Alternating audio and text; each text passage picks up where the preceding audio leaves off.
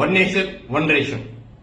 ఒకటండి, ఈ మన మొత్తం భారతదేశంలో రేషన్ కార్డు, రైస్ కార్డు కలిగిన ఎవరైనా సరే, ఏ రాష్ట్రంలో అయినా సరే, మనకు మన చౌక దుకాణాలలో కానీ లేకుంటే గన ఆటోల దగ్గర కానీ ఎక్కడైనా సరే రాష్ట్రంలోని వ్యక్తి, రైస్ కార్డు కలిగిన వ్యక్తి ఎక్కడైనా రైస్ తీసుకోవచ్చండి. ఇది వన్ నేషన్ వన్ రేషన్ అండి.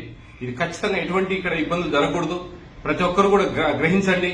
వేరే రాష్ట్రం వాళ్ళు మన రాష్ట్రంకి వచ్చిన తర్వాత వాళ్ళని గౌరవించండి. వాళ్ళు మనము తక్కువ చేసి లేదు ఇక్కడ ఇవ్వమని అట్లా అవమానపరచకండి. ఖచ్చితంగా వాళ్ళ రేషన్ వాళ్ళకి ఇవ్వాలా. ప్రతి ఒక్కరు కూడా ప్రతి ఒక్కటి కిలోల ప్రకారం ఎన్ని కిలోలు వస్తే ఒక మనిషికి 5 కిలోలు క్వాంటిటీ ప్రకారం ఇవ్వాలా. అడగాల్సిన బాధ్యత కూడా ప్రతి ఒక్కరి వినియోగదారుని మీద ఉందండి.